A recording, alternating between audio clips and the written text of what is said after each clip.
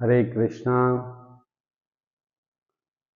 இன்னைக்கு இருதய சக்தி ஓட்ட பாதை, அதாவது ஹார்ட் மெரிடியன், அதில் இருக்கக்கூடிய சிறப்பான புள்ளிகளை பற்றி பார்க்கலாம்.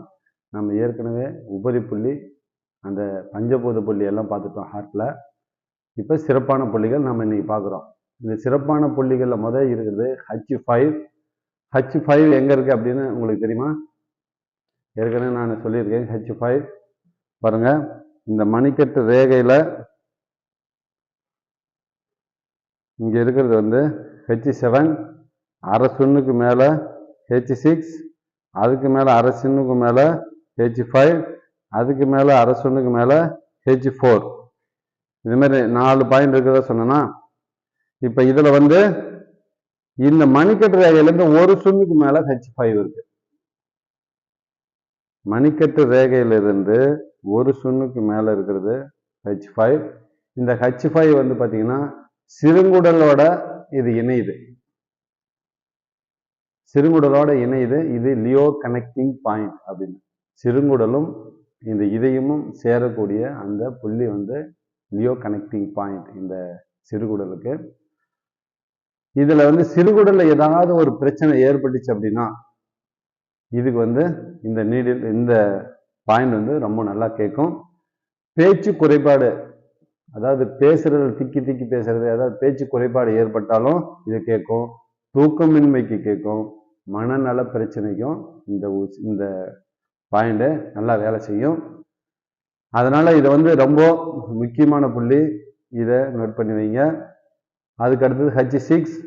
H6 பார்த்தீங்கன்னா இந்த H7 அரை சுண்ணு மேலே, அப்படியே இந்த H5 அரை சுண்ணு கீழே, இந்த H7 அரை சுண்ணு மேலே, இந்த மணிக்கட்டுரைகள்லேருந்து அரை சுண்ணு வச்சிங்கன்னா H6. இந்த H6 பார்த்தீங்கன்னா தீவிர நோய்க்கான புள்ளி. இதை ஸ்க்லப்ட் பாயிண்ட் அப்படின்னு சொல்றாங்க. இது இந்த இதயத்துல ஏதாவது ஒரு தீவிரமான பிரச்சனை இருக்கு அப்படின்னா இந்த புள்ளி நல்லா வேலை செய்யும். ஹார்ட் அட்டாக்கு, மாரடைப்புக்கு இந்த நீடில் நல்லா வேலை செய்யும். மாரடைப்பு வந்துருச்சு அப்படின்னா திடீர்னு ஹாஸ்பிட்டலில் தான் நம்ம தூக்கிட்டு ஓடுவோமே தவிர அந்த பாயிண்டை நம்ம கொடுத்து டக்குன்னு அதை நிறுத்தலாம் அப்படிங்கிற யோசனை வராது. நல்லா ஞாபகத்தில் வச்சுக்கிட்டீங்க அப்படின்னா இந்த பாயிண்ட்ல நீங்க கொடுத்தீங்க அப்படின்னா, H6 கொடுத்தீங்க அப்படின்னா உடனே மாரடைப்பு கண்டிப்பா நிற்கும். அது H6 ரொம்ப முக்கியமான பாயிண்ட், நீங்க நோட் பண்ணி வைங்க.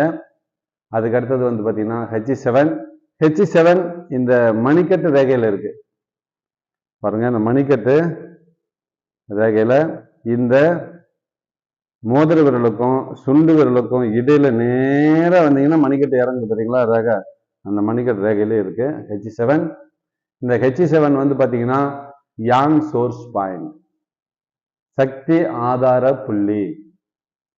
இந்த புள்ளி தீவிர நோய்க்கு உடனடி நிவாரணம், அதாவது இதயத்துல பிரச்சனை இருக்குதா உடனே அதை நிவாரணம் பண்றதுக்கு இந்த H7 ரொம்ப உதவியா இருக்கும்.